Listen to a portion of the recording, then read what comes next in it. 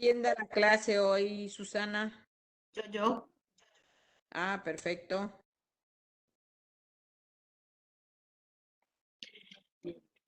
Bueno, muy bien. ¿Ahí me están viendo o no?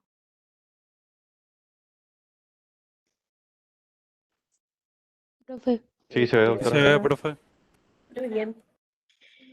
Para retomar donde habíamos quedado en la clase anterior que habíamos hablado, ¿se acuerdan de inflamación? Decíamos que la inflamación estaba incluido dentro de los procesos de defensa y curación que pone el organismo en marcha ante una agresión, ¿no es cierto?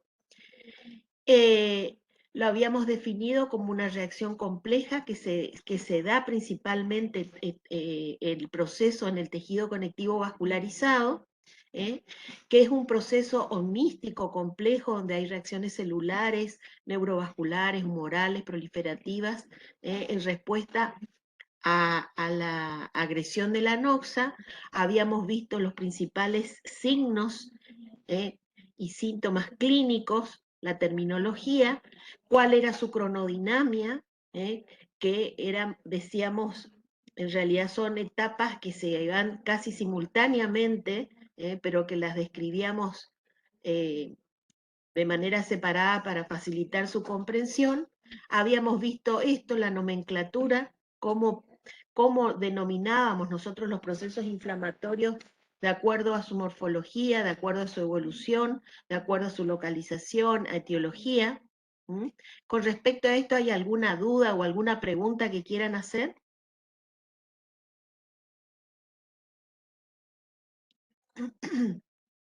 ¿Está todo claro?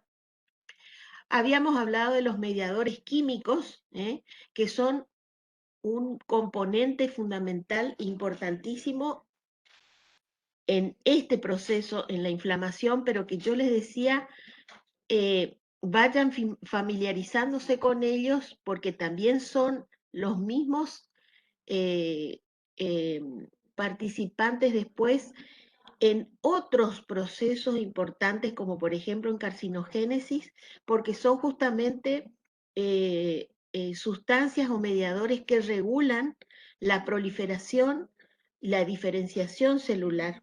¿Mm?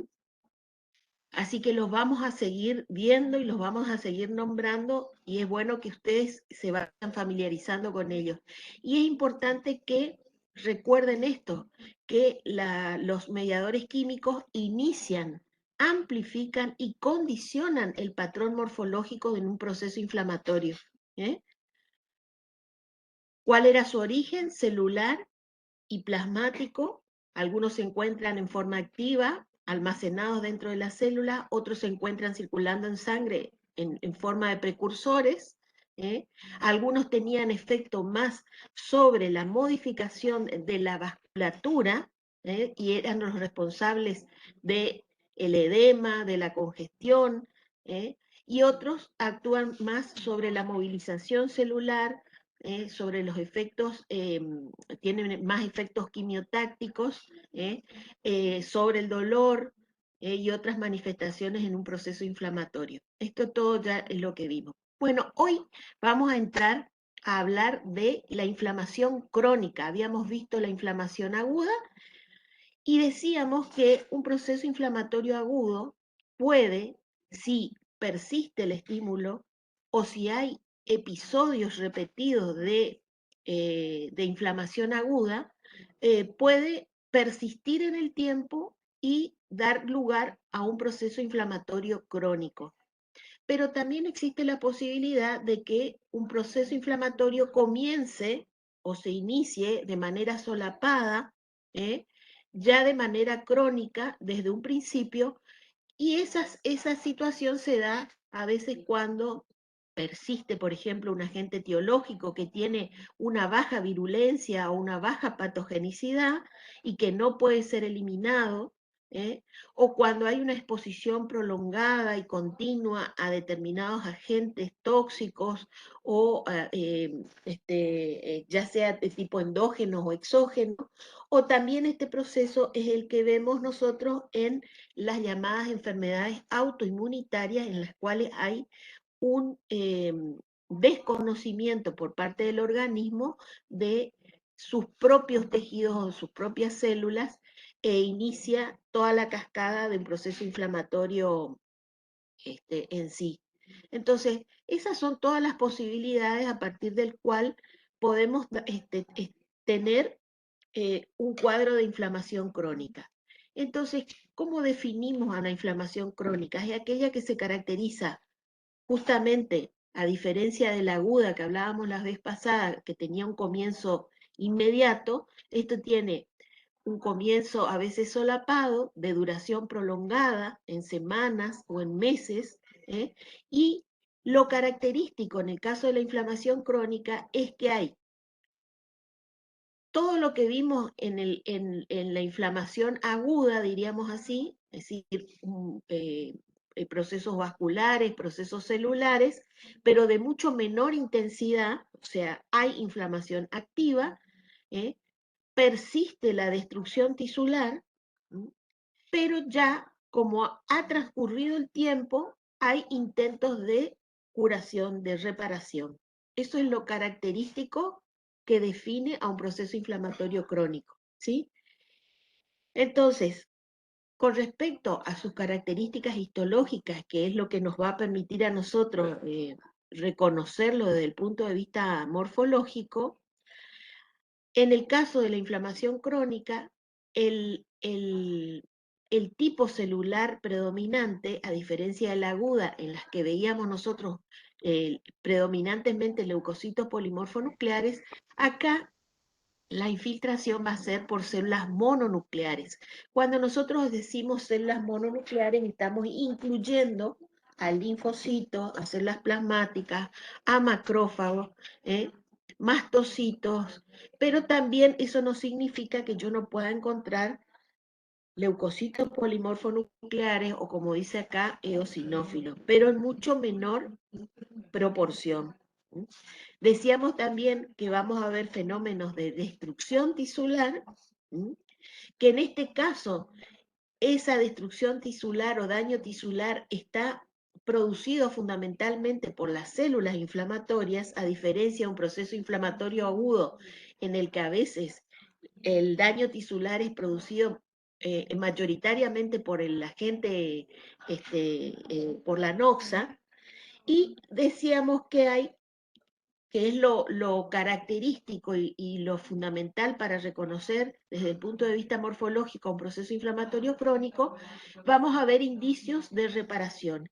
Y el exponente, diríamos, el exponente histológico justamente que me permite reconocer eso es la presencia de tejido de granulación, que ahora vamos a ver de qué se trata. Que está compuesto fundamentalmente por un tejido formado por proliferación fibroblástica y por angiogénesis o neovascularización, es decir, formación de nuevos vasos.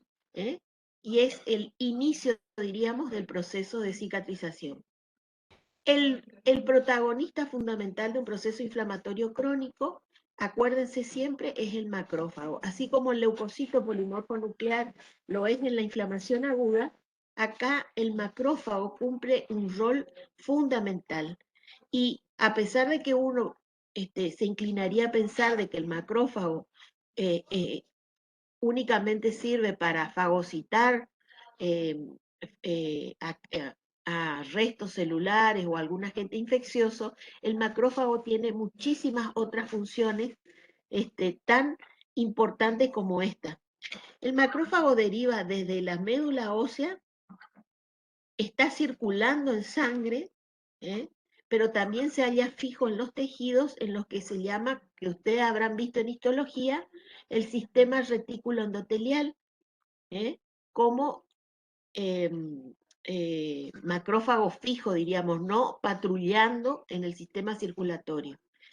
Y el macrófago, al recibir señales por todos esos mediadores químicos que hemos visto, tanto originados por las mismas células del proceso, que participan en el proceso, como también sustancias que son liberadas a veces por las células dañadas o por el agente si se trata de un agente infeccioso, produce lo que se llama la activación del macrófago. Y esa activación va a estar dirigida en función de esa señal. Y así es como nosotros vamos a ver macrófagos que adquieren una morfología diferente, que son, por ejemplo, o que se denominan genéricamente macrófagos activados.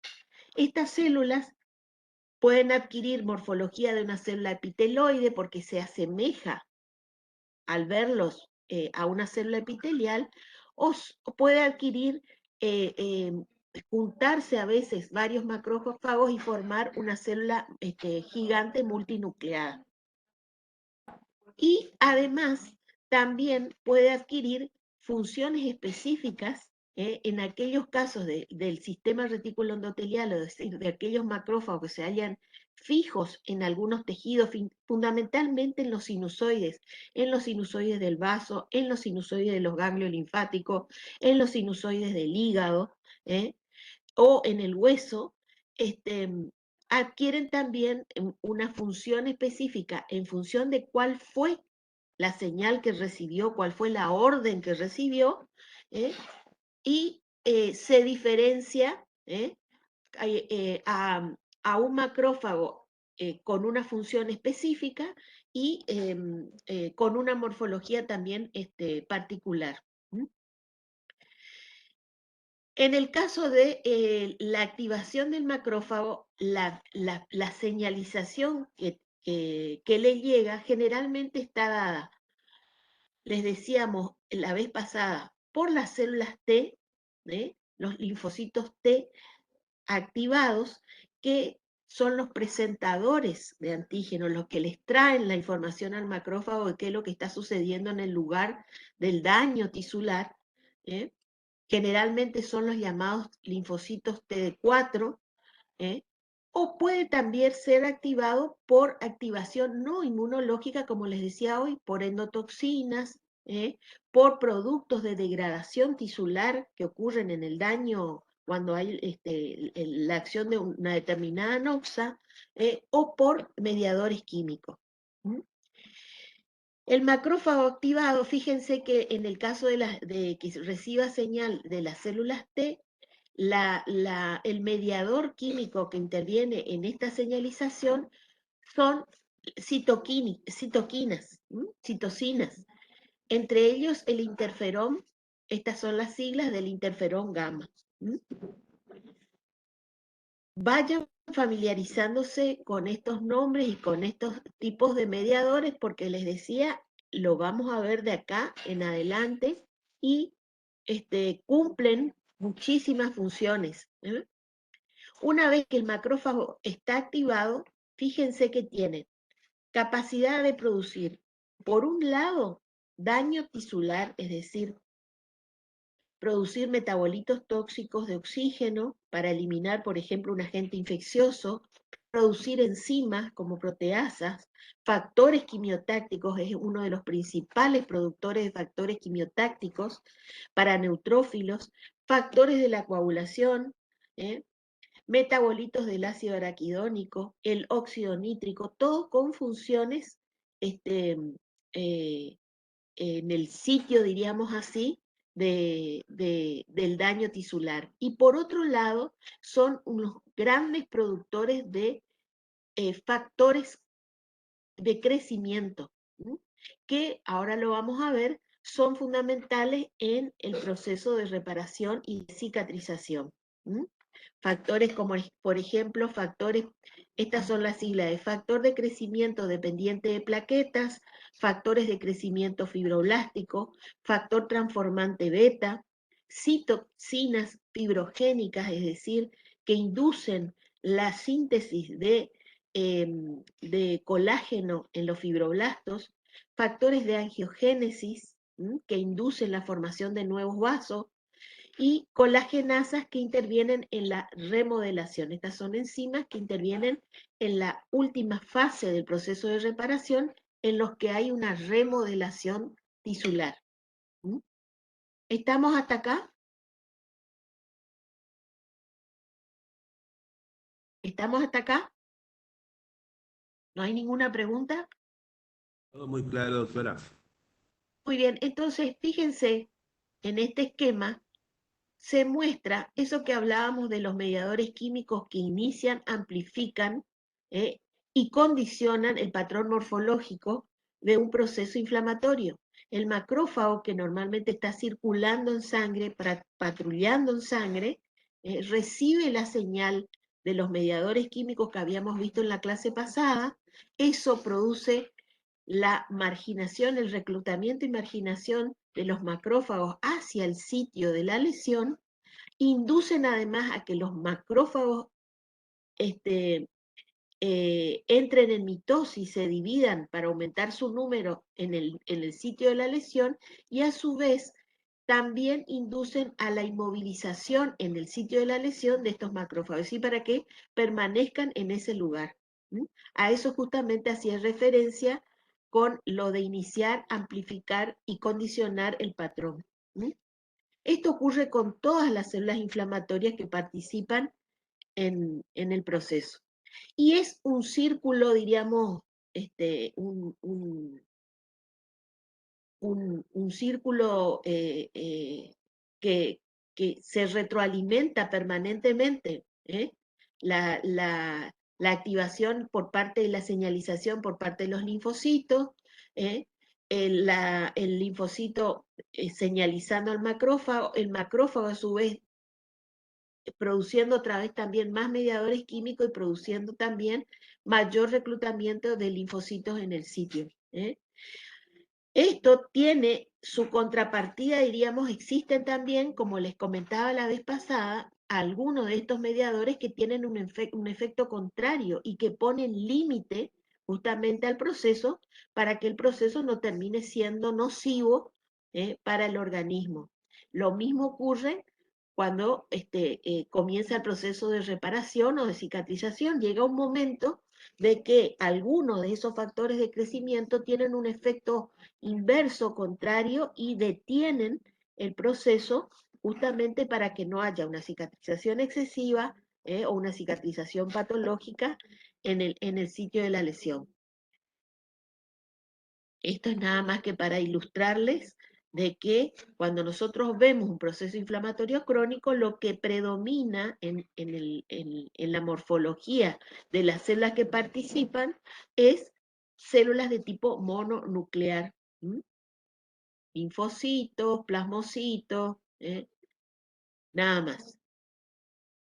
Y decíamos que en la inflamación crónica también tenemos ya indicios de reparación, que comprenden estos 4 elementos o 4 fenómenos. Por un lado, la angiogénesis, es decir, la formación de nuevos vasos, la migración y proliferación de fibroblastos, la producción y depósito de matriz extracelular y el desarrollo y organización del tejido fibroso. Estos 4 elementos están presentes entonces cuando hablamos de reparación. Y hay una forma particular de respuesta inflamatoria crónica que ustedes deben diferenciar de cuando hablamos nosotros de tejido de granulación, que es la inflamación crónica granulomatosa, y que hace referencia no al tejido de granulación, sino a una forma particular de responder el proceso inflamatorio crónico con la formación de lo que se llama un granuloma. Granuloma, pero desde el punto de vista histológico. Y esto se da justamente cuando hay una respuesta celular de tipo de hipersensibilidad de tipo 4, es decir, mediada por células. Es decir, cuando hay un estímulo antigénico específico, porque justamente este es el ejemplo o la manera en que desde el punto de vista morfológico se expresa muchas veces un proceso inflamatorio específico que hablábamos la vez pasada, y se suele dar en situaciones, por ejemplo, de enfermedades inmunitarias, en infecciones crónicas como tuberculosis, lepra, enfermedad por arañazo del gato o por presencia, por ejemplo, de cuerpo extraño. de un cuerpo extraño. Y se caracteriza justamente porque es un proceso que se inicia por señalización celular, por inmunidad de tipo celular, en respuesta específica o a un agente infeccioso que generalmente no puede ser eliminado de todo, no puede ser digerido, no puede ser destruido por nuestro sistema inmune, o, como les decía hoy, un cuerpo extraño, o en las situaciones en que nuestro organismo desconoce, desde el punto de vista antigénico, a elementos celulares propios del organismo. ¿Qué característica tiene el granuloma? Se llama así porque adopta una configuración particular, circunscripta, en el cual los elementos celulares tienden a circunscribirse generalmente alrededor de un foco de necrosis, como suele ocurrir en la tuberculosis, o alrededor, por ejemplo, de un cuerpo extraño, ya sea un hilo de sutura, ya sea material queratóxico, por ejemplo, que queda después de la ruptura de un quiste, o fragmentos de tejido óseo necrótico, es decir, que no pueden ser eliminados en primera instancia en un proceso inflamatorio crónico habitual, y entonces, en respuesta a eso, alrededor de ese foco necrótico, de ese cuerpo extraño, hay esta respuesta de células que circunscriben ese foco. ¿eh? Y esas células generalmente son macrófagos modificados, que hoy hablábamos, los macrófagos de tipo epiteloide, y las células gigantes multinucleadas. ¿Está?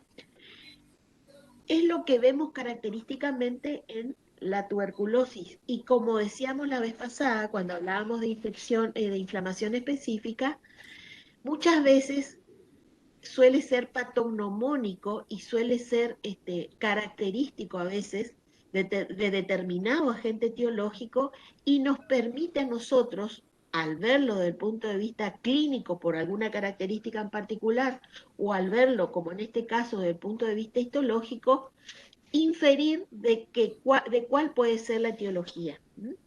Si bien no son exclusivos a veces de un agente etiológico, son casi patognomónicos de determinados agentes etiológicos, y por lo menos reduce o achica el espectro de posibilidades en cuanto a la etiología.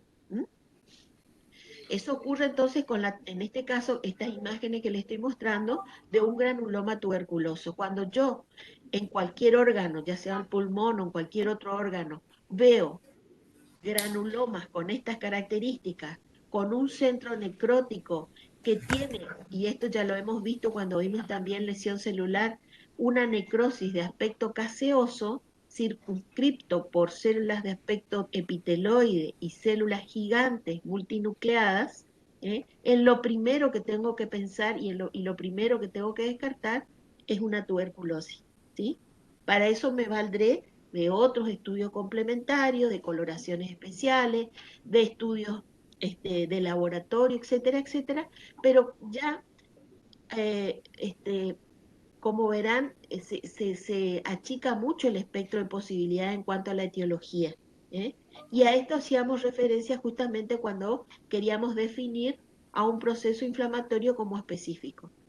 Cuando hay justamente la presencia de alguna particularidad, ya sea desde el punto de vista clínico o ya sea desde el punto de vista morfológico o de un resultado, un estudio de laboratorio, que a mí me haga inferir un determinado agente etiológico. ¿Quedó claro entonces qué es un granuloma? Entonces no hay que confundir tejido de granulación, que es, diríamos, el tejido que está presente en todos los procesos inflamatorios y que yo podría decir está presente en todos los procesos inflamatorios crónicos inespecíficos, porque es la manera común, habitual de responder el organismo y de evolucionar en un proceso inflamatorio, cualquiera sea la etiología, que yo voy a tener tejido de granulación, y diferenciarlo de esto, de la presencia de granulomas, que a mí me pueden hacer pensar en un determinado agente etiológico o un determinado proceso, diríamos así, en particular. ¿Entienden la diferencia? Pregunto, Sí, ¿estos granulomas deben ser sacados, por ejemplo, en la vesícula uno tiene un granuloma y te dice que te tenés que extirpar la vesícula, por ejemplo? Me pasó a mí. sí. Bueno, por eso, depende de cuál sea la causa, diríamos así, va a ser la resolución y el tratamiento. En el caso de los granulomas que uno ve en la vesícula biliar, por precipitación de sales y formación de cálculos, suelen haber granulomas en la pared de la vesícula por los cristales, generalmente cristales de colesterol. ¿eh? Bueno, esos se eliminan quirúrgicamente, ¿no es cierto? Porque va, no es que están solos, sino están acompañados de todo un proceso inflamatorio de la pared y generalmente con la presencia de cálculos biliares en la luz o en la vía biliar, ¿sí?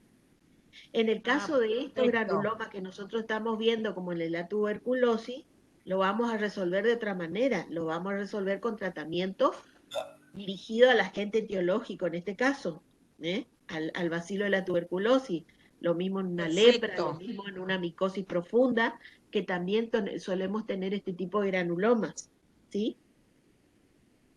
O en el caso, Gracias. por ejemplo, de un cuerpo extraño, que suele ser la otra causa a veces de ver granulomas, solemos ver este tipo de granulomas a veces en los procesos periapicales en los que hay precipitación de cristales de colesterol, o restos óseos después de una extracción, que quedan en el sitio del alvéolo, y que no se han eliminado en su totalidad.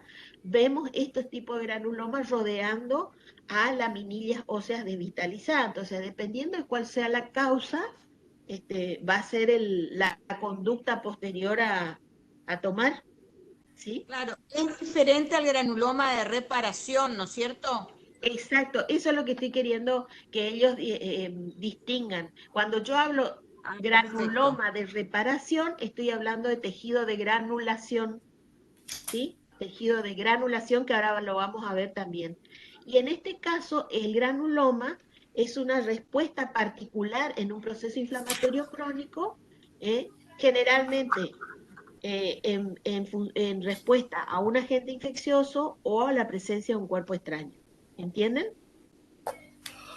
Es la manera en que responde para circunscribir justamente ese foco de lesión el organismo. ¿Está? ¿Entendieron la diferencia? Profe, Sí. Perfecto. entonces, más allá de lo que circunscriba el granuloma, siempre va a estar formado por células gigantes, macrófagos, linfocitos y eso. Sí. Bien. Después van a existir Profe, diferencias, van a existir detalles de acuerdo a la etiología en particular que a mí me van a permitir ir afinando un poco más el sospechar una etiología, ¿me entienden? Por ejemplo, como les decía hoy, en este granuloma que estamos viendo en la imagen, que es un granuloma tuberculoso, lo particular y característico que a mí me inclina a pensar o pensar en primer término, como primer diagnóstico, que esto es una tuberculosis, es que yo estoy teniendo en el centro de granuloma una necrosis de aspecto caseoso. Y la necrosis caseosa es casi exclusiva o patognomónica de tuberculosis. ¿Me entienden? Entonces siempre va a haber algún detalle más que, desde el punto de vista morfológico, así como también puede ser un dato de laboratorio o así como también puede ser un síntoma clínico acompañante o la compromiso de un determinado órgano en particular que a mí me va a ir inclinando a buscar ese agente etiológico. Por ejemplo, yo puedo ver este tipo de granulomas en infecciones, por ejemplo, por hongos, en las micosis profundas, por una paracoccidioidomicosis, una histoplasmosis, una criptococosis. Voy a tener granulomas con estas características puede también tener focos de necrosis, pero no con el aspecto de esta necrosis. Son necrosis más sucias, con más restos celulares, con presencia de leucocitos polimorfonucleares, con el agregado encima de que voy a poder identificar la mayoría de las veces al hongo. Entonces, esa particularidad me permite a mí distinguir ese granuloma de un granuloma tuberculoso o de un granuloma de tipo cuerpo extraño. O sea, cada uno va a tener una cierta particularidad que, como les decía, me permite inferir a mí cuál puede ser la etiología y seguir buscando o seguir utilizando otras técnicas complementarias para confirmar justamente la presencia de lo que yo estoy sospechando. Acá yo haré un Ciel-Nielsen para buscar bacilo, y si se trata de un hongo, haré una coloración de paz, aunque muchas veces el hongo se ve a simple vista con HE, pero para corroborar y confirmar, haré una coloración de paz o groco para hongos, o también tomaré muestras para hacer un cultivo. ¿Se entiende? Entonces, todos son cosas que van sumando, solas de manera aislada, no, tampoco sirven, pero diríamos es el camino que uno hace habitualmente para confirmar una sospecha diagnóstica. ¿Quedó claro entonces la diferencia de tejido de granulación y de granuloma? Ahora les voy a mostrar la histología del tejido de granulación y van a ver que es totalmente distinto. ¿Estamos hasta ahí? ¿Alguna pregunta?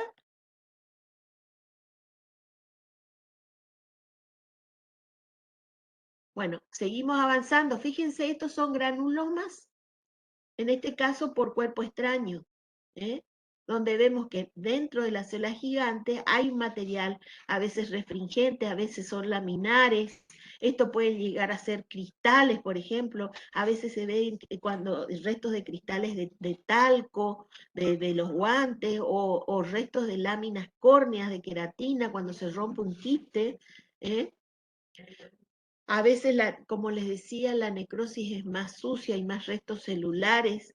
Todo eso va sumando y ayudando a distinguir. Una cosa que agregué acá, que la vez pasada no habíamos mencionado, es que cuando nosotros tenemos una respuesta inflamatoria provocada por un agente infeccioso, hablamos de infección. Y que acá, ¿se acuerdan que en esa tríada de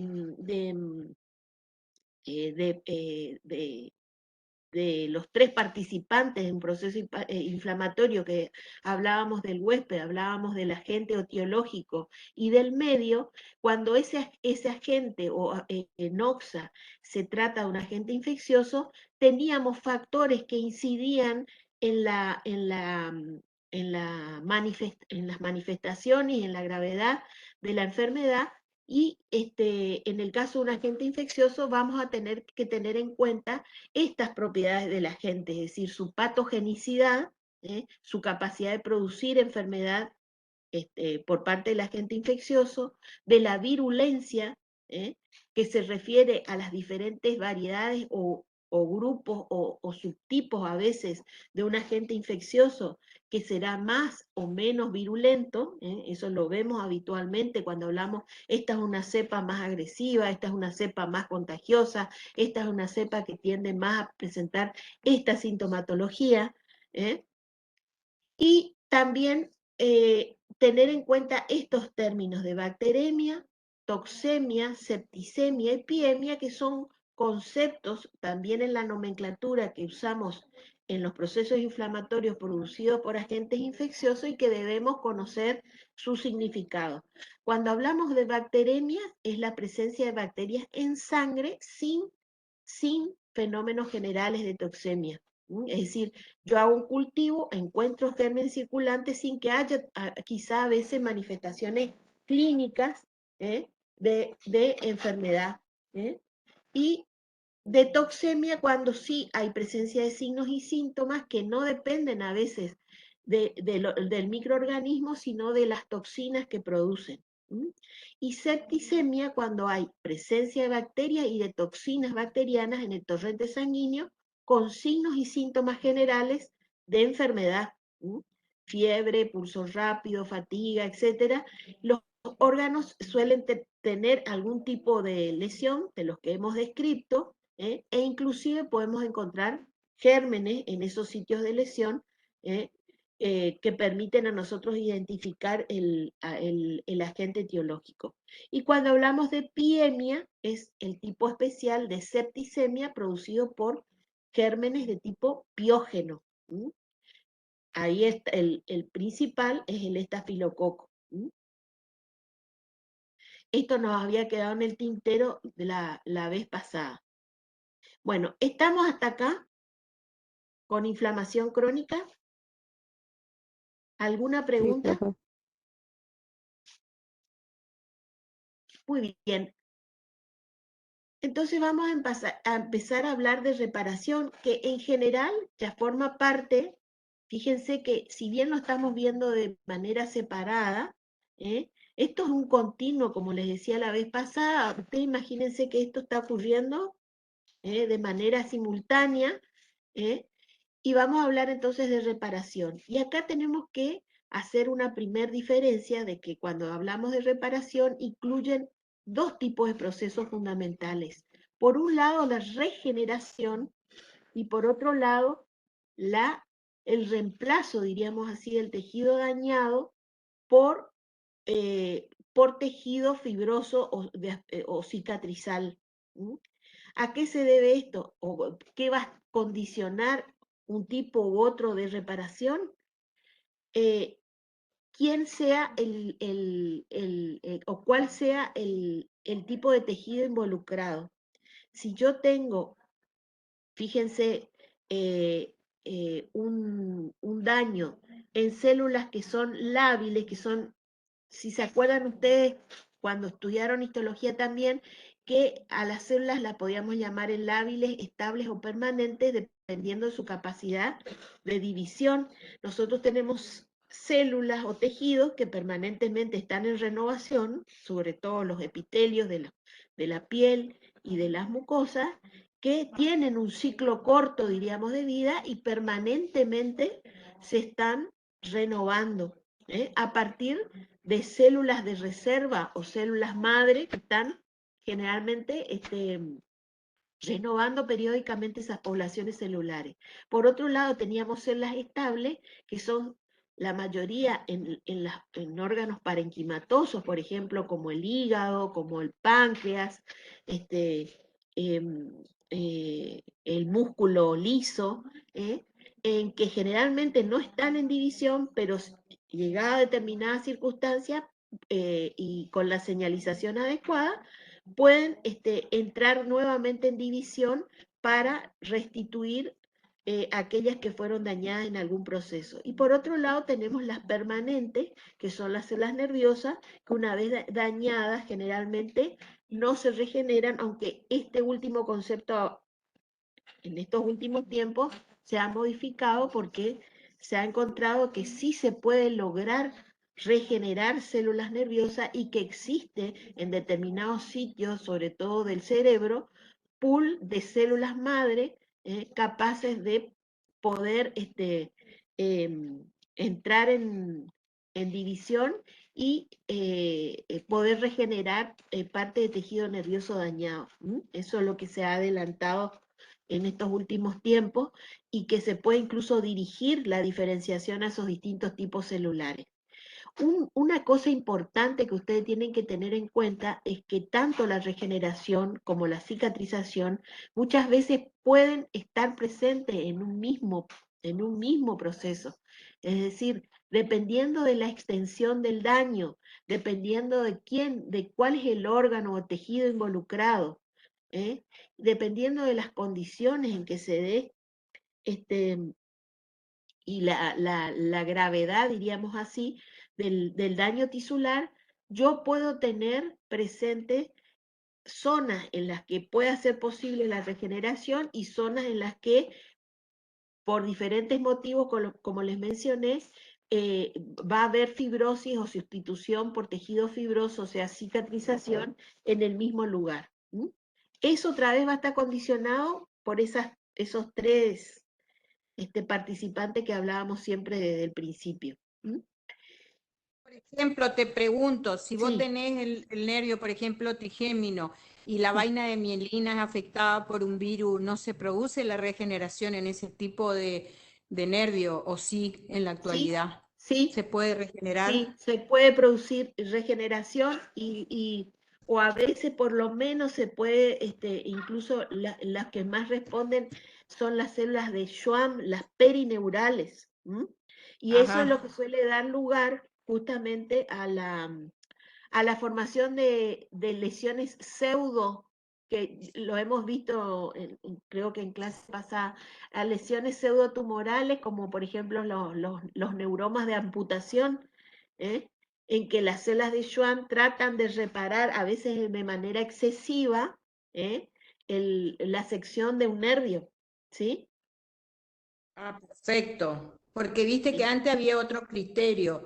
Te digo porque mi mamá tuvo neuralgia del trigémino y no se le regeneraba y siempre seguía con la sintomatología, por eso pregunto. Sí, va a depender, va a depender de muchas cosas, de quién, de cuál fue la etiología, que eso también va a condicionar el tipo de daño, si va a poder o no recuperarse, ¿eh? Eh, eh, o sea, hay un montón de factores que condicionan eso, ¿eh? En algunos va a haber, en Gracias. otros no, ¿me entiendes? Perfecto. Bueno, y esto justamente también es un recordatorio nada más que tenganlo presente porque ahora lo estamos viendo en cicatrización y en reparación, pero también es el mismo, son los mismos elementos y los mismos procesos que a veces se alteran y que participan también en la carcinogénesis. Entonces, todas las células, y dependiendo de su especificidad, de su diferenciación, entran en ciclos, en el ciclo celular, ¿no es cierto?, para dividirse un determinado número de veces, y esto está condicionado genéticamente, de acuerdo a la especialización que tenga cada tipo celular, y esto es variable en estos subtipos celulares que le mencionaba, en las células lábiles, en las células permanentes o en las células estables.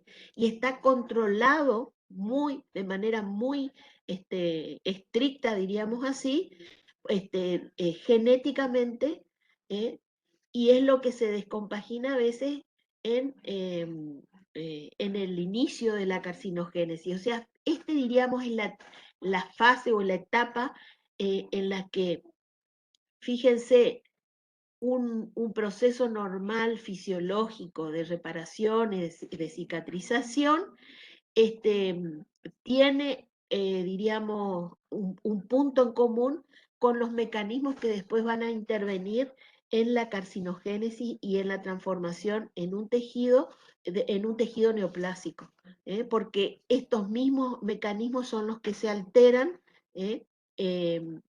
Cuando hablamos de neoplasia. ¿Por qué le estoy mencionando esto? Porque quiero que lo tengan presente, porque cuando hablemos de tumores, vamos a volver a tomar, a recordar otra vez algunos de estos conceptos y algunos de estos elementos.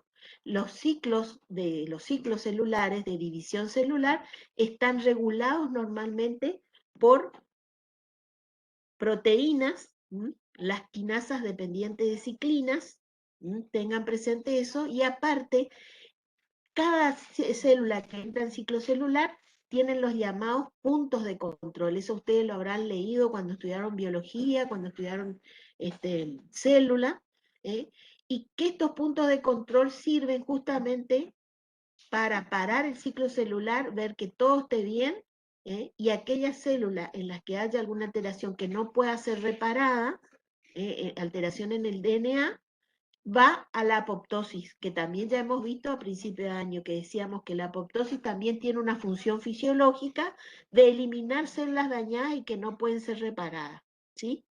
Fíjense que entonces estos procesos participan de manera, diríamos, común tanto en aquellos fenómenos que vimos de lesión celular, lo estamos viendo en cicatrización, reparación, y lo vamos a volver a ver cuando veamos la génesis de las neoplasias. Por eso es importante que ustedes tengan por lo menos una idea de estos procesos que, fíjense, son comunes a temas tan diferentes, diríamos así. ¿Cuáles son los componentes que participan entonces en la reparación? La matriz extracelular, que es un complejo estable de macromoléculas que se encuentran por debajo del epitelio y que rodean a las células del tejido conectivo, la matriz extracelular.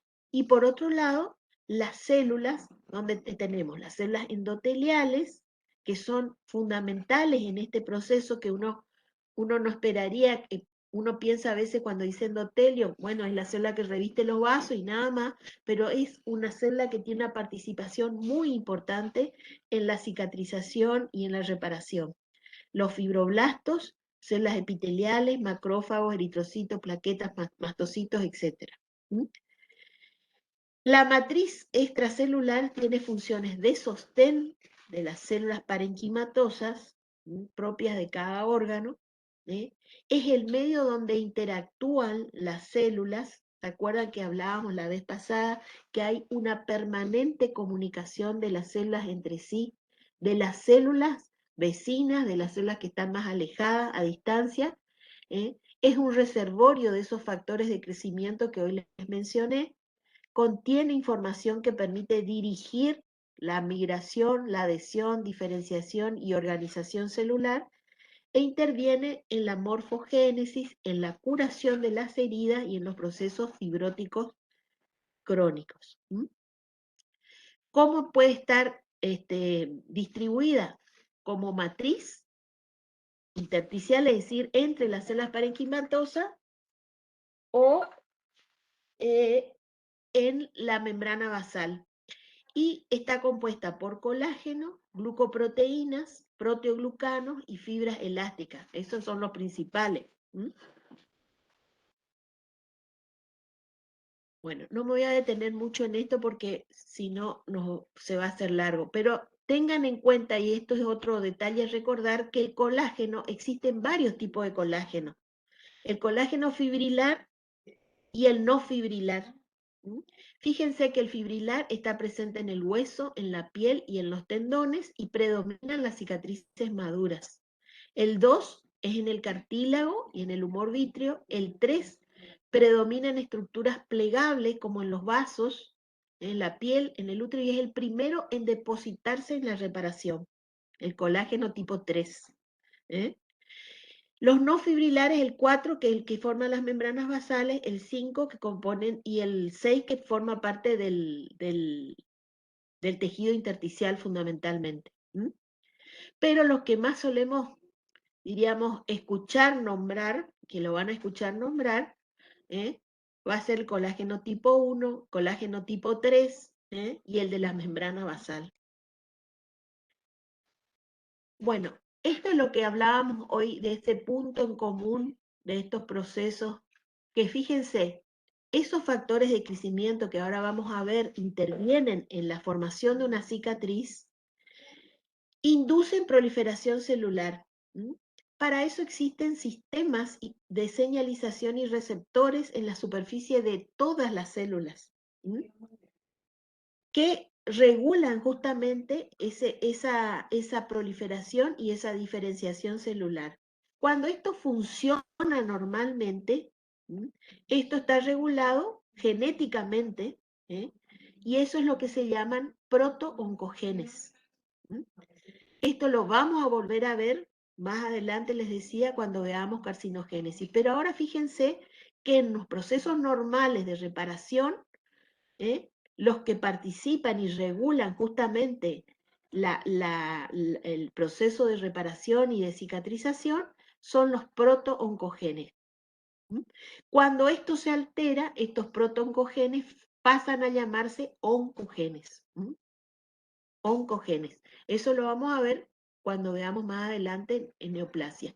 Les decía que esa señalización, fíjense, puede ser autócrina, es decir, señales que la propia célula lee y que regula su crecimiento, que entre en división o se diferencie. La señalización parácrina con las células vecinas y la señalización endocrina que viaja a través del torrente circulatorio y también señaliza y envía señales, diríamos, a distancia. Esos son todas las vías, diríamos, de comunicación, los teléfonos, los WhatsApp y el Internet que tienen las células entre sí para regular su diferenciación y su especialización en determinadas situaciones. Todas estas señales, fíjense, para eso existen muchos receptores en la superficie celular, generalmente en la membrana celular, pero que a su vez tienen muchos cables, diríamos así, intracelularmente, que terminan enviando las señales para activar diferentes factores de transcripción, de división, etcétera, a nivel del núcleo celular. Estas vías son justamente las vías de señalización que regulan la proliferación celular normal, que regula en nuestro organismo la proliferación celular, los mecanismos ¿cómo es? De diferenciación y de especialización, diríamos así, de cada grupo celular en un órgano, en un sistema, ¿sí?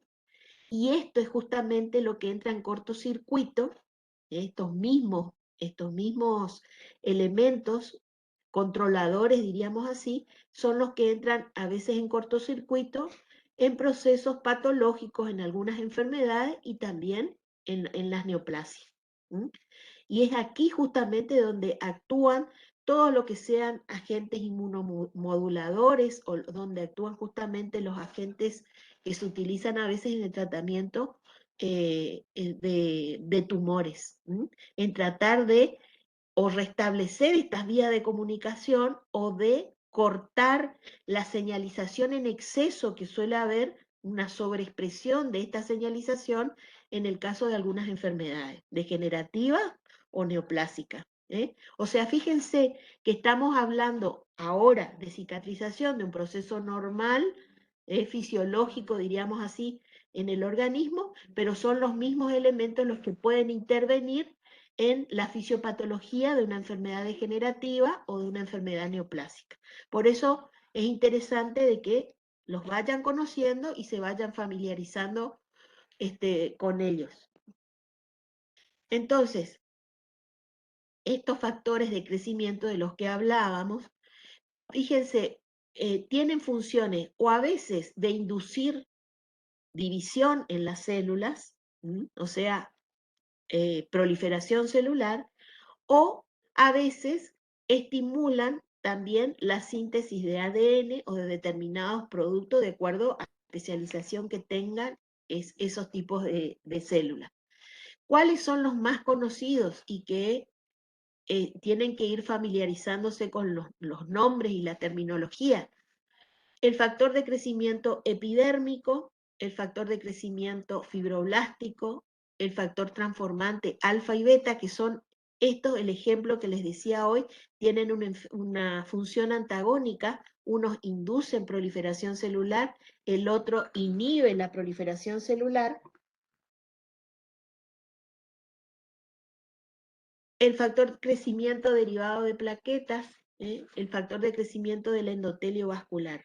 Si bien los nombres inclinaría uno a pensar de que tiene una función específica, por ejemplo, este de crecimiento epidérmico, este factor de crecimiento también induce proliferación fibroblástica, induce vasculogénesis, es decir, no es únicamente, a pesar del nombre, la única función, la de inducir proliferación epitelial, y eso va para todos, en mayor o en menor medida, ¿sí?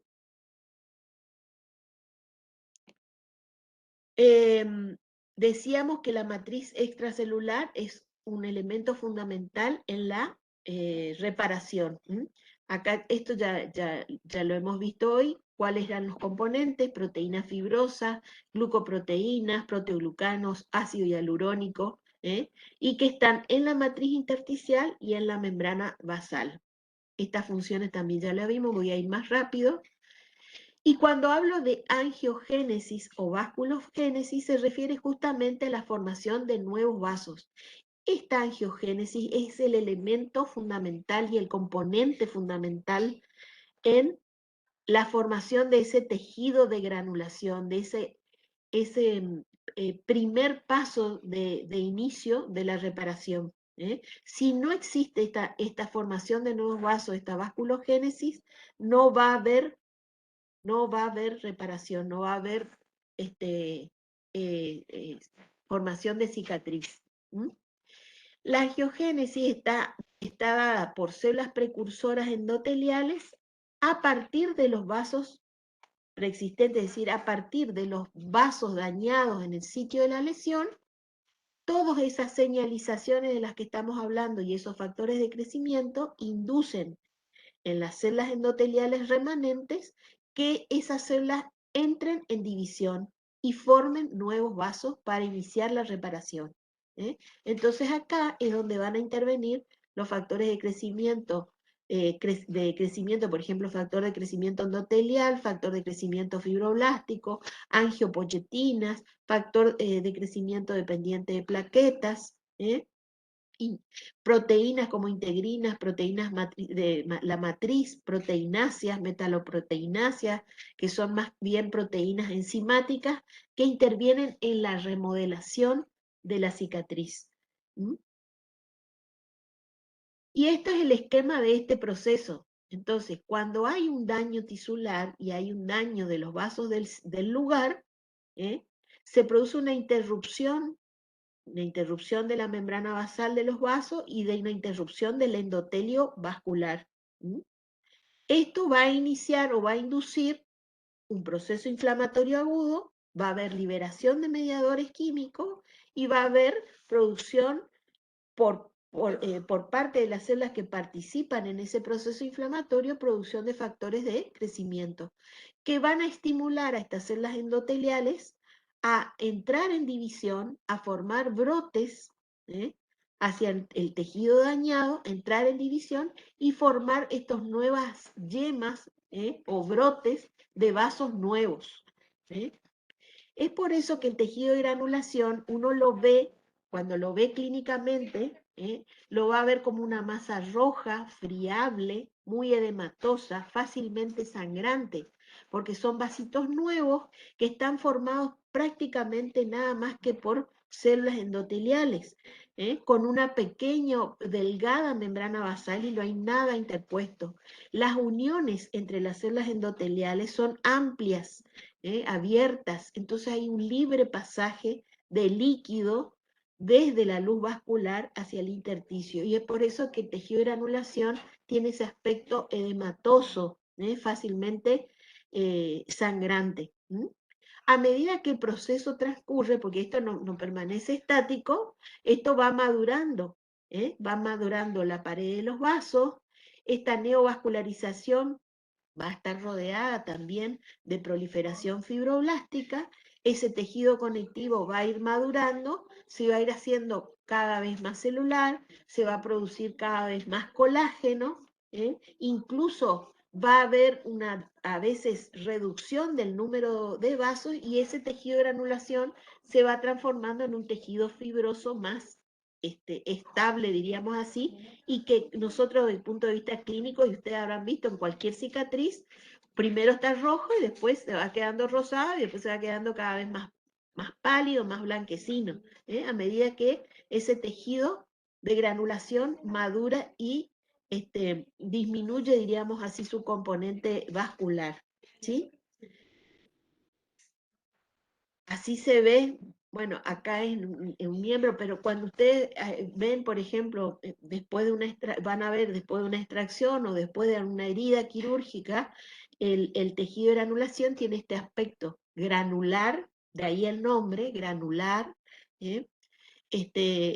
porque justamente esos gránulos están formados por pequeños vasitos, que tienen la característica esta de ser vasos de luces amplias, revestidas nada más que por una capita de endotelio, rodeados de un tejido conectivo muy edematizado, con fibroblastos, y así es como lo vemos desde el punto de vista histológico.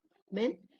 Un tejido muy celular, todas estas células que ustedes ven acá son células inflamatorias, luces vasculares amplias, acá lo ven a mayor aumento, con mucho edema intercelular, y las células inflamatorias en el intersticio.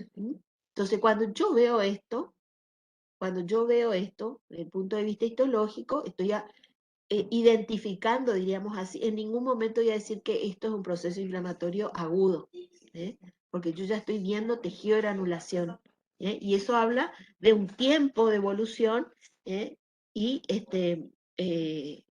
de un proceso inflamatorio crónico. Entonces, la fibrosis en la reparación comprende entonces estos fenómenos. Decíamos, formación de nuevos vasos, angiogénesis, inducido sobre todo por el factor de crecimiento endotelial, migración y proliferación de fibroblastos, y acá tienen todos los mediadores o los factores de crecimiento que intervienen, factor de crecimiento a través fibroblástico, transformante alfa, transformante beta, dependiente de plaquetas, interleuquinas, factor de crecimiento endotelial, depósitos de matriz extracelular y desarrollo y organización que les decía, cuando se produce con el tiempo la maduración de ese tejido de granulación. La reparación, dice, si hay puede tener un comienzo rápido en 24 horas si no hubo regeneración. Cuando yo hablo de regeneración, hablo de la sustitución del tejido celular por células de igual tipo. Si alguien me preguntó algo. Lo siento, hermano, y también tengo la energía. ¿Alguien preguntó Tiene algo? abierto su audio, Doc.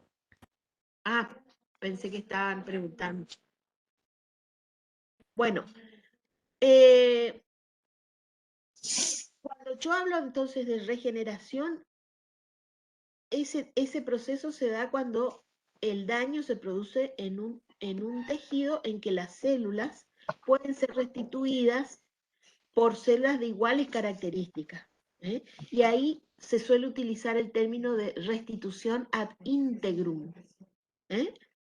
Porque el tejido reparado es reparado por células con iguales características y igual función, diríamos así. Y cuando hablo de cicatrización, esa sustitución es por tejido fibroso cicatrizal. Una cosa importante, y que es lo que ustedes van a tener que controlar en cualquier herida, ya sea una herida quirúrgica o una herida post-extracción dentaria, por ejemplo, son los tiempos, para justamente ver si esa cicatrización está yendo bien. Entonces, el tejido de granulación tiene que estar presente ya a partir del 3er a 5.º día en una herida. ¿Está? ¿Qué suele pasar cuando se produce una herida? Primero suele haber una contracción o retracción por justamente contracción de los miofibroblastos, de los bordes o de los labios de una herida, y eso reduce la superficie, diríamos, expuesta, o la superficie inicial de esa herida. Y después eso genera un proceso inflamatorio agudo, pasa al crónico con formación de tejido de granulación, que como decíamos, tiene que aparecer al 2.º o 3.er día, ¿sí? Y a medida que transcurre el tiempo, va a ir madurando y formando una cicatriz. Y cuando hay regeneración, decíamos que es cuando esas sustituciones por células de igual tipo. Entonces, ¿qué va a condicionar que haya uno u otro proceso o que haya a veces ambos procesos en el sitio de la lesión. Y como decíamos, va a estar condicionado por la extensión, por el tamaño del sitio lesionado, por el tipo de tejido que fue lesionado, su capacidad o no de poder regenerar, y también de cuál fue el agente etiológico. Entonces podemos hablar cuando el daño fue mínimo, de una cicatrización por primera intención. ¿Qué es lo que suele ocurrir, por ejemplo, en una herida cortante o en una herida quirúrgica, lineal, con poca pérdida de sustancia, en los cuales fácilmente hay cercanía de los márgenes de esa herida? A eso es lo que llamamos generalmente como cicatrización por primera intención. Cuando la superficie es mucho más extensa, la superficie lesionada es mucho más extensa, hablamos que va a haber o se va a producir una cicatrización por segunda intención. En ambas situaciones, los procesos y los cambios que observamos son los mismos. Lo que va a variar es la extensión, y eso también va a condicionar el tiempo de evolución, menos o más prolongado, dependiendo de la situación. Entonces, en una herida que va a curar por primera intención, donde la pérdida de sustancia es mínima y donde los márgenes están cercanos, en las primeras 24 horas, por lesión de los vasos en el sitio de lesión, va a formarse un coágulo. Ese coágulo y ese daño tisular va a generar una respuesta inflamatoria aguda, y ya a partir del tercer día, decíamos, del tercer al séptimo día o ya en el quinto día, vamos a tener la formación de tejido de granulación en el sitio de la lesión donde esté, sobre todo en el sector donde hay tejido conectivo.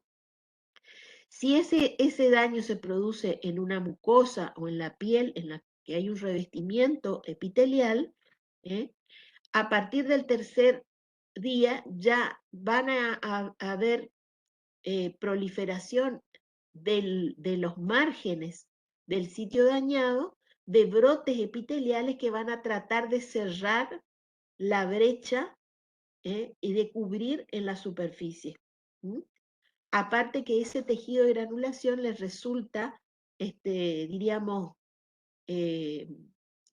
apto y fácilmente colonizable, diríamos, por las células epiteliales, porque justamente le brinda todo lo que necesita en cuanto a aporte nutricional, diríamos así, para que haya reparación de ese epitelio. Y en la superficie se va a formar, si estamos hablando de piel, ese coágulo va a formar una costra que va a formar justamente una capa que aísle el sitio de la herida del medio externo, y si estamos hablando de una cavidad húmeda como la boca, va a formar una pseudomembrana.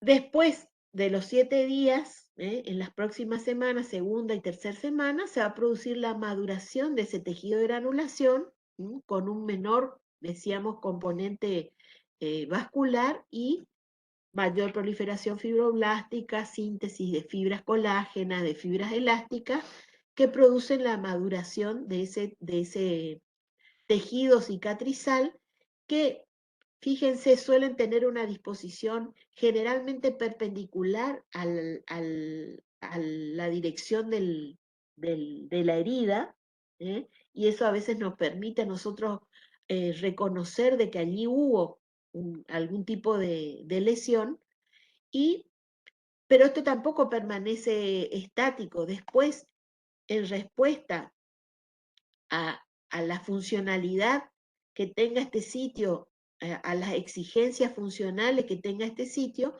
se va a ir produciendo lo que se llama la remodelación de la cicatriz. Por eso es importante también, y dependiendo del sitio de lesión, el tema de la inmovilización en el proceso de reparación.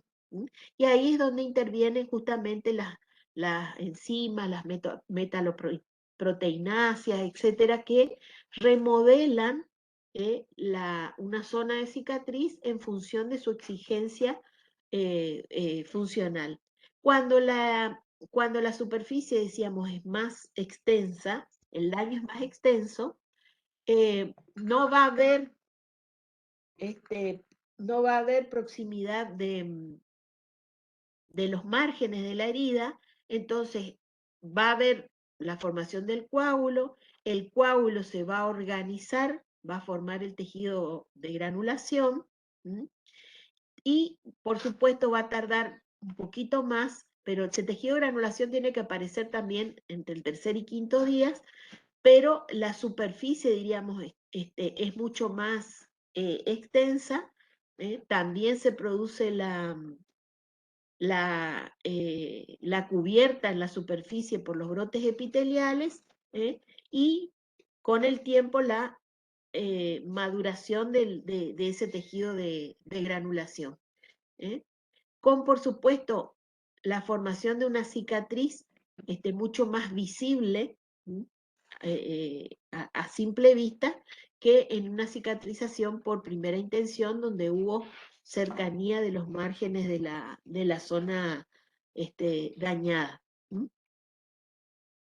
Entonces, aplicando esto en la situación de una cicatrización post-extracción, ¿qué es lo que pasa? En una cicatrización post-extracción, generalmente, o mejor dicho, lo que ocurre es una cicatrización por segunda intención, porque al hacer una extracción dentaria, nos queda una cavidad, una superficie expuesta amplia dada por el alvéolo dentario que es ocupado por el coágulo, si bien a veces uno puede aproximar los márgenes de la mucosa con un punto de sutura, la superficie que queda por debajo es amplia y la cicatrización sigue siendo por segunda intención.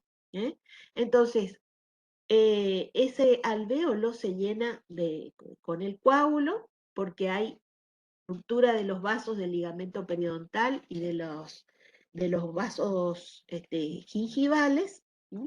Se produce una colonización bacteriana y un proceso inflamatorio agudo en el sitio en la superficie del coágulo, y se forma una pseudomembrana.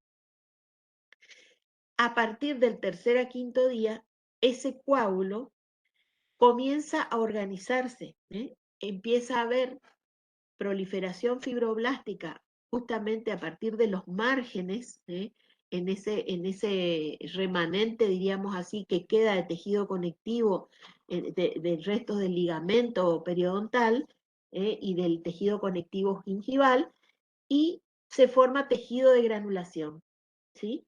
Inmigración a partir de la superficie de los márgenes epiteliales de la encía. En la segunda semana, en la parte superior de lo que era el coágulo, diríamos así, que después se transformó en tejido de granulación, hay restitución de ese tejido conectivo gingival en la parte superior. Y en el tercio inferior, en lo que es, diríamos, la canastilla del alvéolo, aparece, por diferenciación de esos fibroblastos, el fibroblasto tiene la particularidad de ser una célula totipotencial y que, dependiendo de la señal que reciba, puede diferenciarse a muchas cosas: a célula endotelial, a fibrocito, a célula formadora de hueso o formadora de cartílago o formadora de músculo liso. Depende de la señal que le llegue. Entonces, esos fibroblastos que forman parte de ese tejido de granulación van a diferenciarse a osteoblastos y formar en primera instancia hueso de tipo reticular. Es lo que se llama el callo reticular.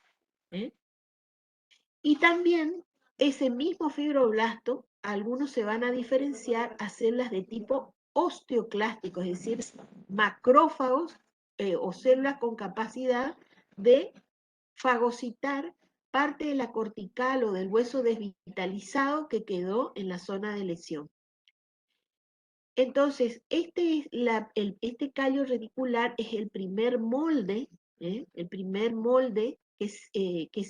va a servir de guía para la formación posterior, a partir de la tercera o cuarta semana, del hueso laminar, que es el hueso, diríamos, que va a formar, diríamos, el hueso definitivo, el callo laminar, y en el cual se va a ir depositando material de osteoides y matriz de hueso, que se va a ir posicionando de manera más regular, de manera más ordenada, para formar el callo definitivo, diríamos así, de hueso en la zona de lesión.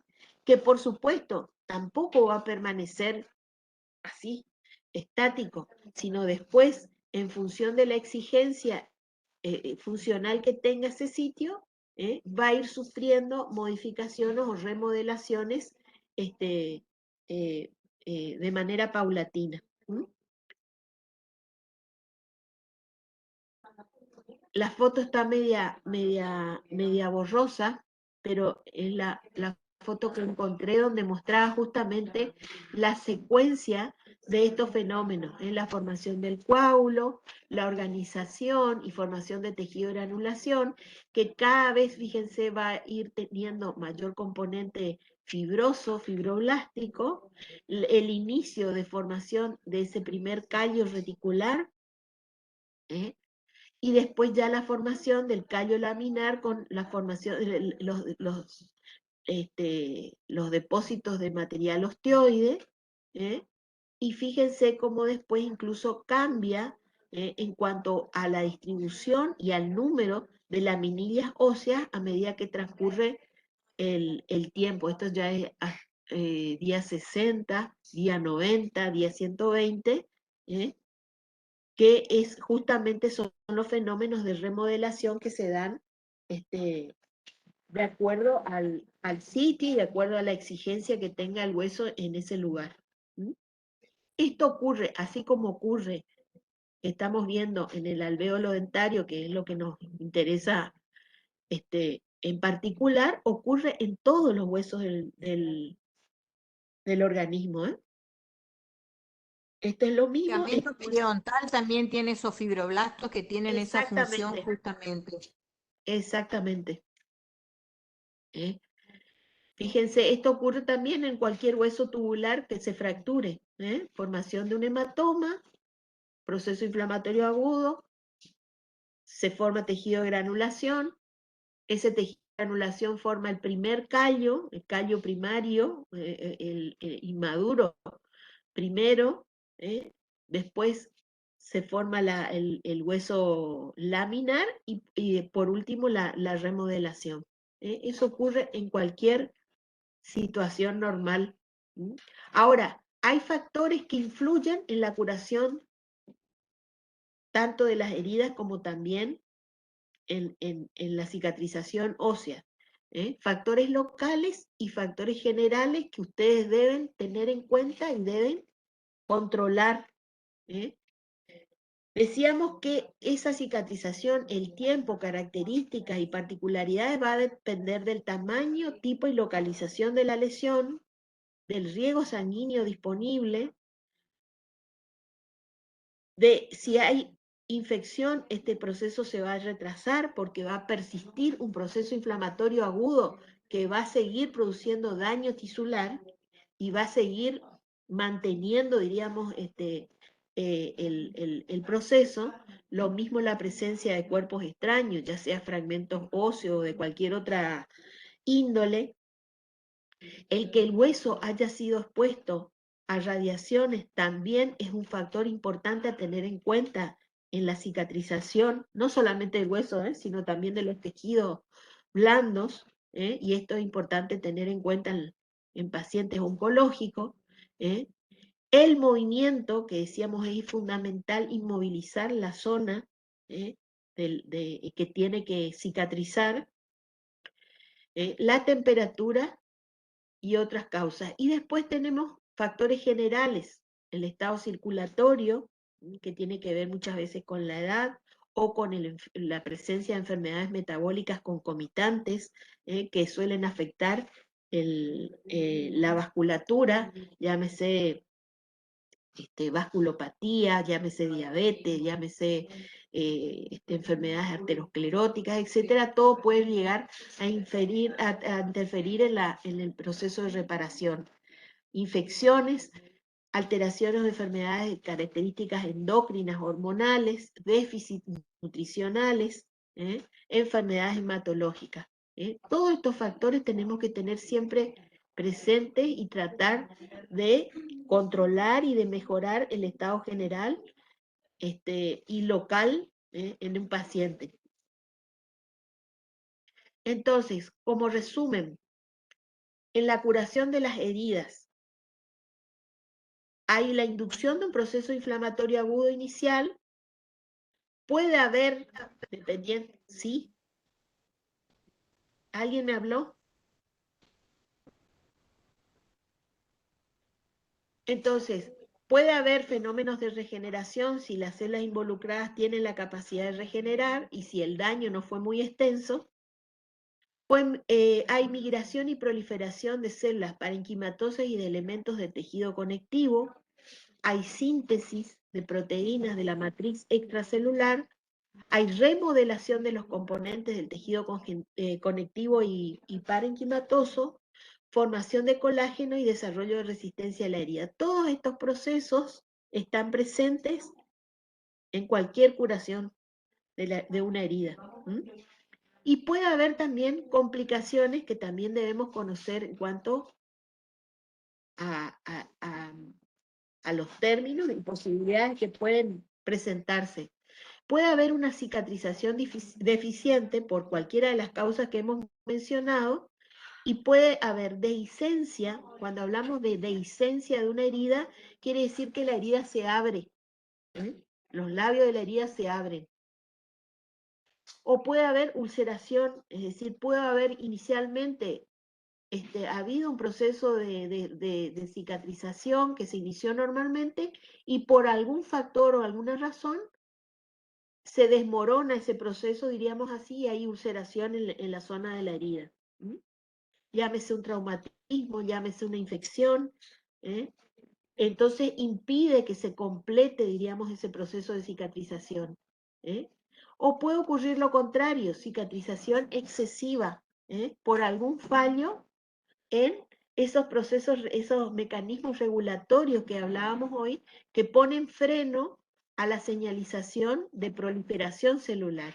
Y ahí nos encontramos con situaciones como cicatrices hipertróficas, y la presencia de los famosos queloides. A veces hay cierta predisposición familiar en algunas personas a hacer queloides o a hacer cicatrices hipertróficas, que son esas cicatrices gordas que solemos ver, que a veces son estéticamente feas e incluso muchas veces también tienen repercusión desde el punto de vista funcional, o producen retracción en determinadas zonas anatómicas y que en las cuales hay que intervenir y tratar de detener ese proceso.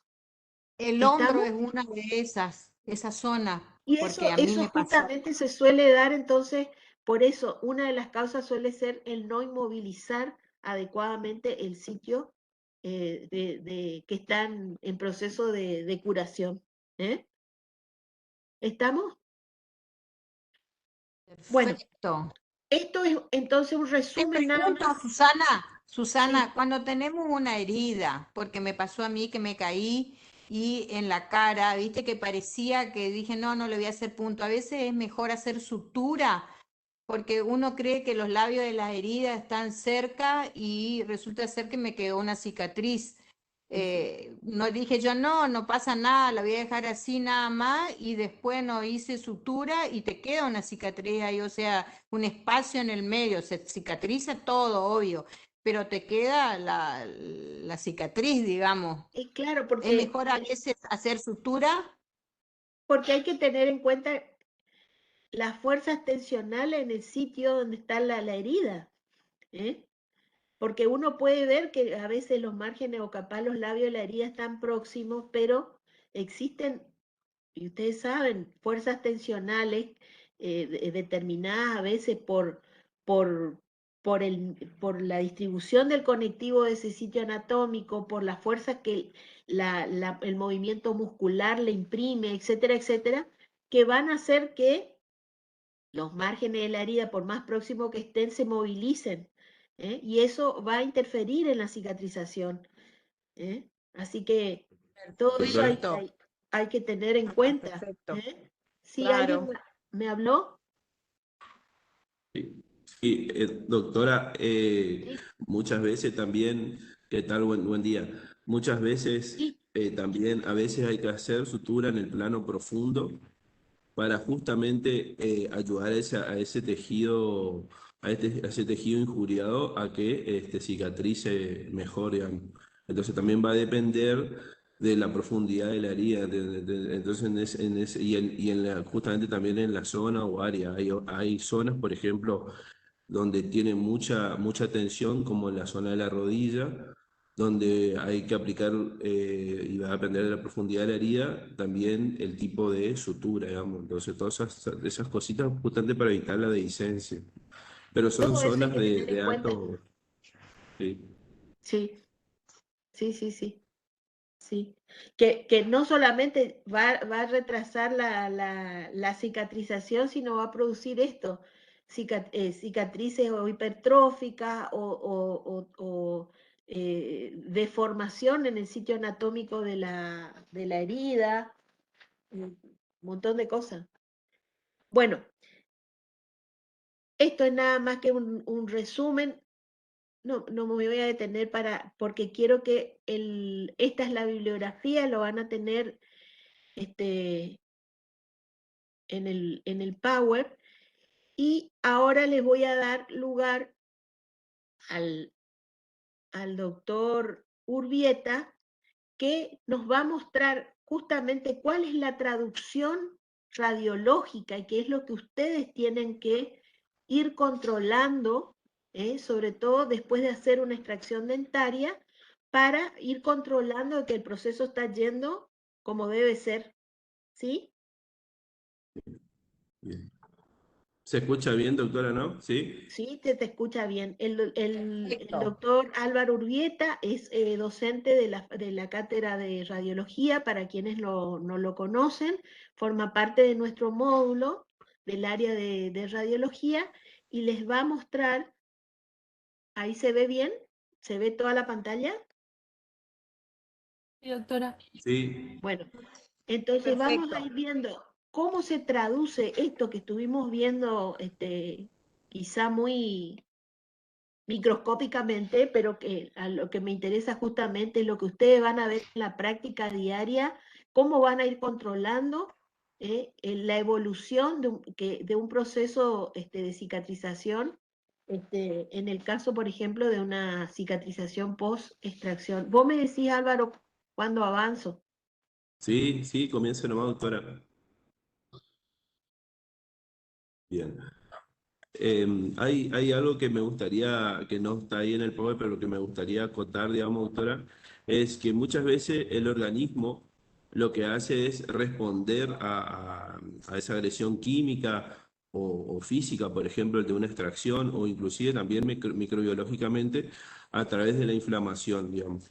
Y muchas veces esa respuesta inflamatoria, o sea, la finalidad de esa respuesta inflamatoria es de destruir ese estímulo agresor o por lo menos nuclearlo y crear, digamos, un entorno adecuado como para que se produzca una adecuada curación en el tiempo, digamos, de ese tejido injuriado o dañado.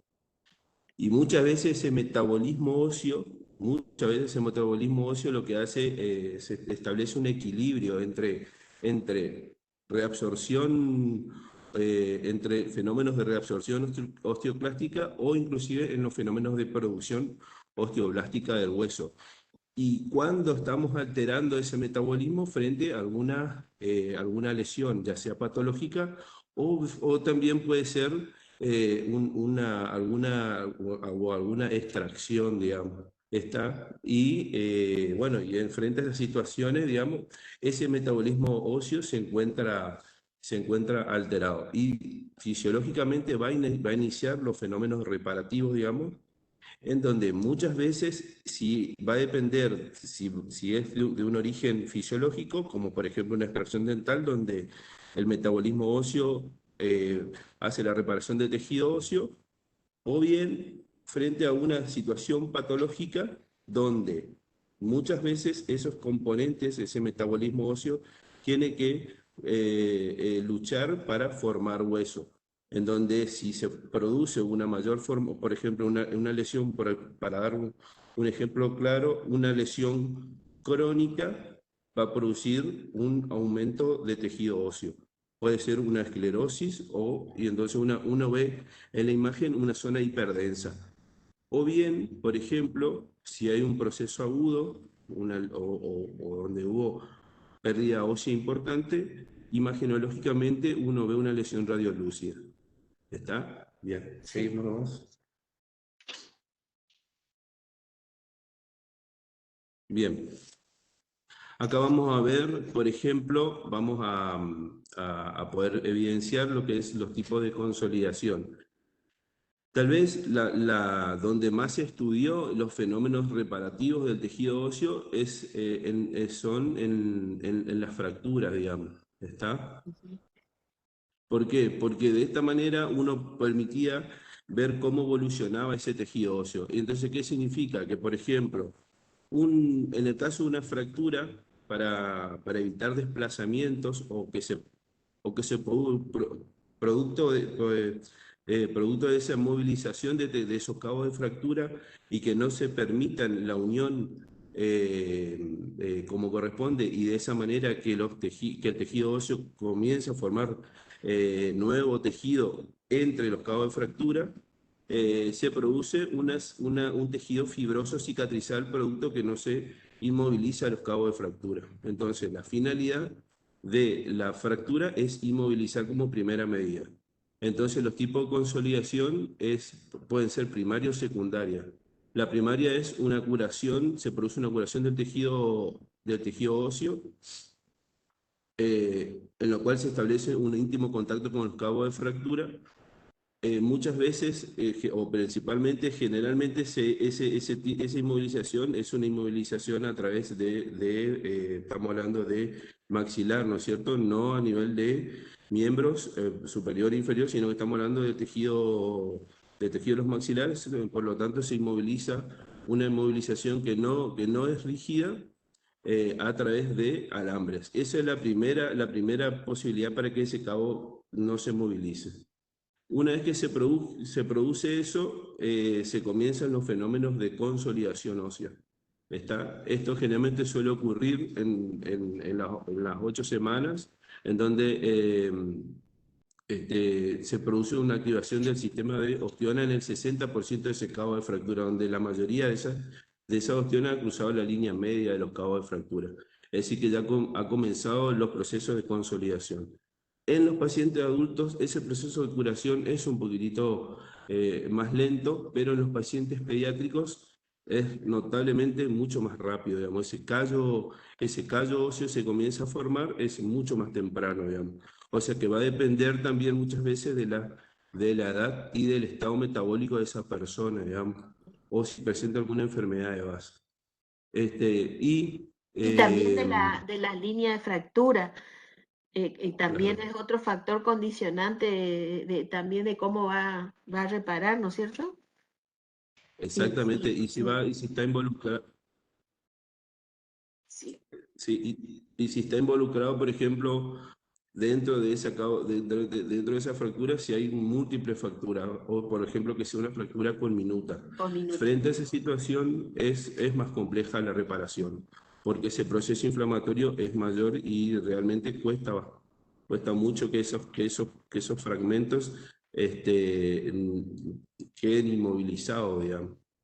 ¿Está? Porque la principal finalidad de una fractura es la inmovilización. De esa manera se logra la primera fase, que es la formación de un callo. Como usted bien dijo, un callo, el callo reticular. Y después de eso comenzará los depósitos de calcificación para la formación del callo óseo, digamos. Bien, ¿seguimos? Bueno, se hicieron numerosos trabajos. Uno de ellos es, por ejemplo, este, en el cual se hizo el estudio, digamos, de las extracciones de las piezas dentarias, por ejemplo, un 38 y un 48.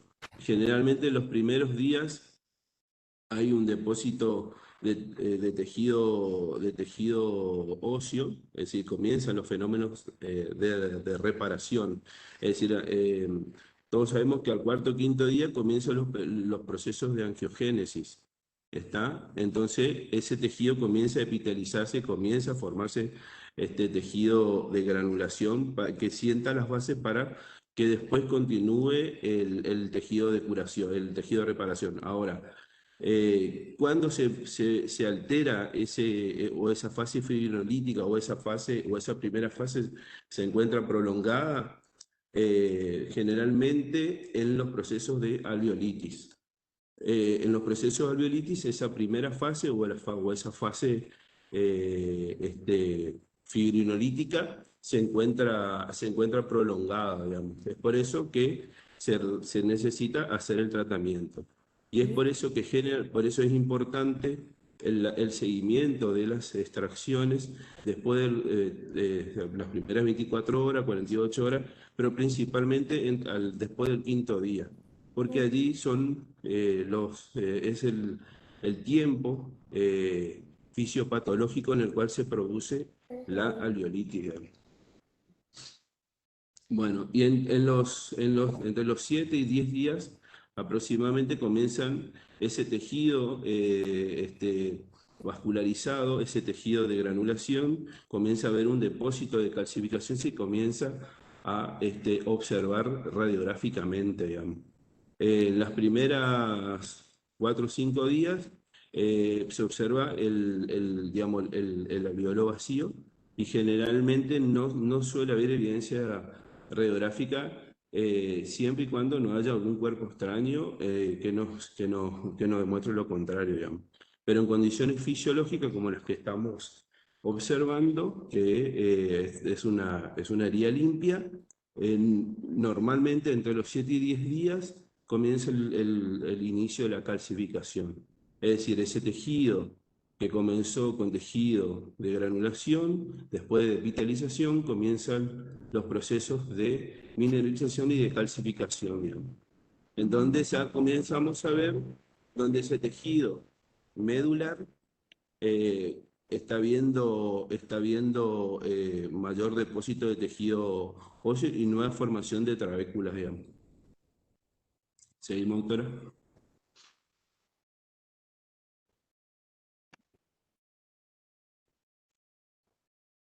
Sí, continuamos. Próxima diapo. A ver, 30 días. Había una anterior a los 30 días, Sí. me parece. A ver, perdón. Esta. Esa. Bueno, a los 30 días aproximadamente vamos a ver un componente medular en el cual hay una gran formación de tejido de las trabéculas. Ya vemos prácticamente borramiento de lo que es la silueta del alveolo. Vemos también la continuidad de las corticales, eso es importante también, ¿está? Evidenciar las corticales. Muchas veces, cuando se hacen las extracciones, y va a depender, por eso siempre es importante un estudio imaginológico prequirúrgico previo al procedimiento al cual vamos a realizar para hacer nuestro planeamiento quirúrgico. Entonces, frente a esa situación, muchas veces la pieza dentaria se encuentra hacia la cortical lingual o muchas veces también está adelgazada o bien puede haber procesos patológicos que adelgacen esa cortical, y es importante porque vamos a evidenciar esa cortical también si se hizo el procedimiento quirúrgico y no se tuvo el cuidado como para no producir la fractura de esa cortical, digamos. Pero muchas veces, frente a un proceso patológico, muchas veces la pieza dentaria está desplazada hacia esa zona, se corre el riesgo de producir esa lesión. Por supuesto que la curación va a ser un poco más tórpida en ese sentido cuando hay faltantes de tejido óseo. Entonces, ¿por qué? Porque el tejido, el coágulo sanguíneo va a tratar de reparar ese tejido. Y el coágulo sanguíneo es el mejor tejido de reparación que hay. O sea, podemos poner el relleno óseo, todo el relleno óseo que tengamos, pero generalmente para las extracciones dentales lo más conveniente es el coágulo sanguíneo. Es lo más fisiológico y lo que mejor resultado da. Ahora Exactamente. vamos a ver por una imagen de implantología, una imagen con relleno óseo, digamos. Por supuesto, el relleno óseo nos ayuda muchas veces justamente a la reparación de ese tejido óseo, o sea, estimula a la reparación más rápida de ese tejido óseo. Pero el coágulo sanguíneo siempre es el mejor tejido de reparación que tiene lo más fisiológico y hasta ahora por lo menos lo más conveniente. ¿Está? ¿Seguimos, doctora? Bueno, y a los 60 días ya vemos prácticamente hay una curación ad integrum de ese tejido óseo, porque el tejido óseo, recordemos, lo único que se va a hacer el tejido óseo es formación de tejido. Entonces, por ende, va a tratar de hacer lo que mejor hace, que es reparar ad integrum ese alveolo, digamos, vacío. Bien. Continuamos, doctora. Bueno, mirando un poquito lo que es implantología, podemos decir que la osteointegración es importante el tejido óseo frente a los implantes dentales. También cuando colocamos placas de osteosíntesis con los tornillos, es una osteointegración. Es importante que todo material extraño que se lo coloque en el cuerpo sea inmovilizado, ¿está? Esa es la finalidad, lo importante, digamos. Continuamos. Bueno, vamos a poder, observar, ¿no es cierto?, de que generalmente lo más importante... ¿Puedo hacer una pregunta? ¿Hola? Sí, Sí, usted dijo que tiene que quedar fijo, ¿no? sí. En el caso que tenga movimiento, Y si tiene movimiento ese implante dental y va a fracasar porque no se produce lo que se conoce como la osteointegración. ¿Está?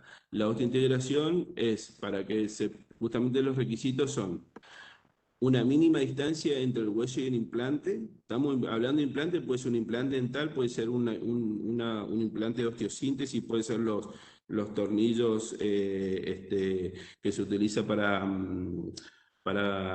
fijar también los alambres entre los alveolos. O sea, todo lo que es implante significa todo lo que es exógeno y no es biológico, o lo que no corresponde del tejido propio del cuerpo, digamos.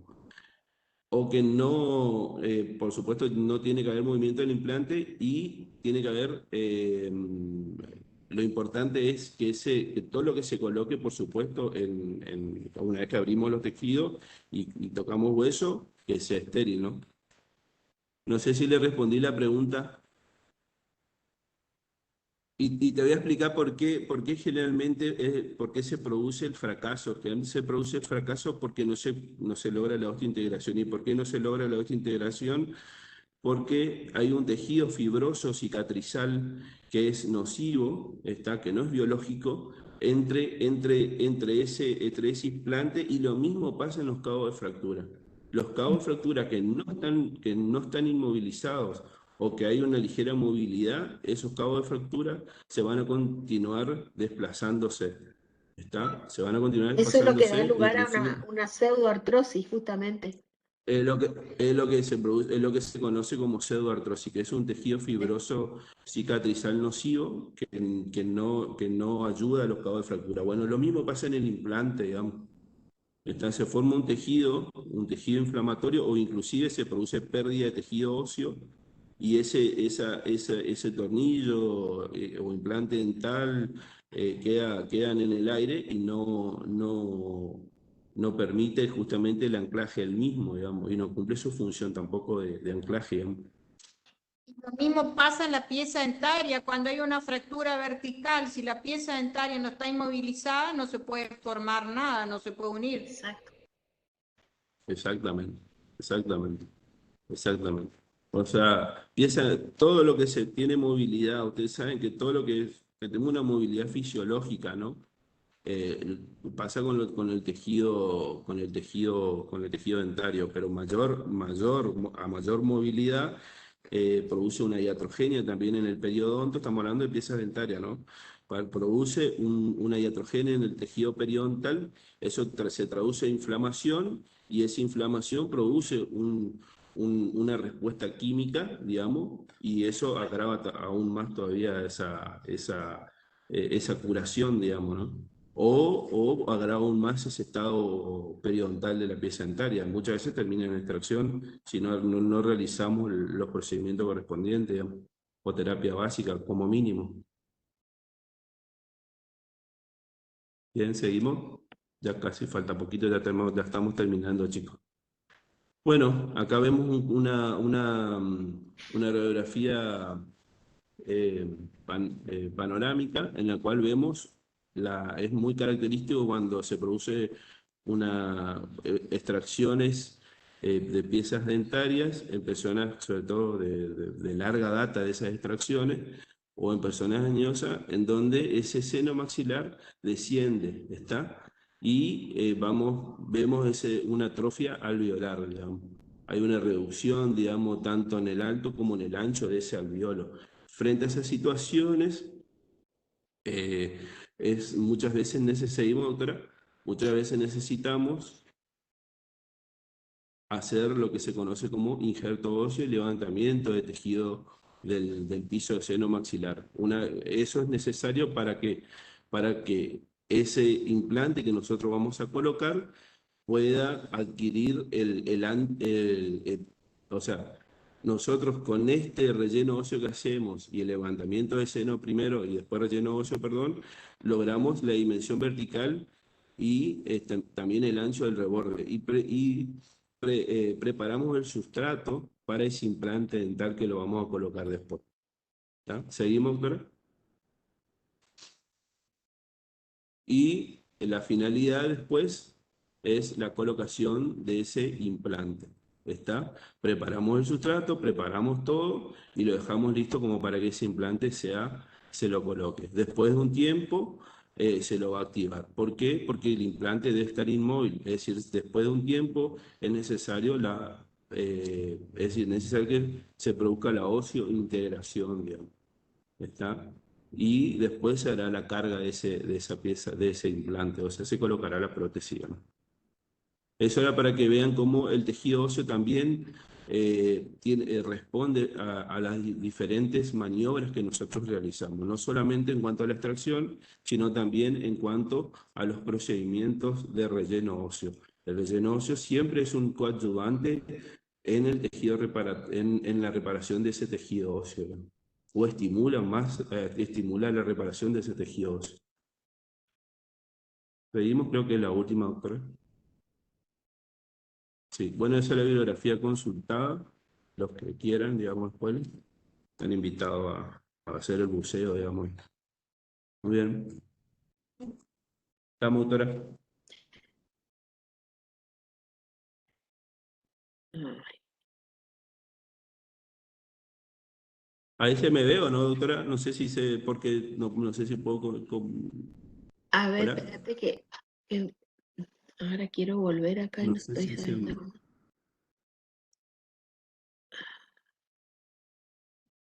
espera, a ver, cámara, reflejar mi video, bueno, Salí de la presentación, pero no estoy pudiendo volver al Y vaya abajo y busque nuevamente el, no sé si es Meet o Cisco, Cisco, pero no me sale el icono abajo, el la icono. barrita abajo, No, y minimice todo lo que tiene bien. expandir panel. Espérate, no sé cómo salir de acá. Me perdí. Escape. No, porque estoy por salir de la reunión ahí.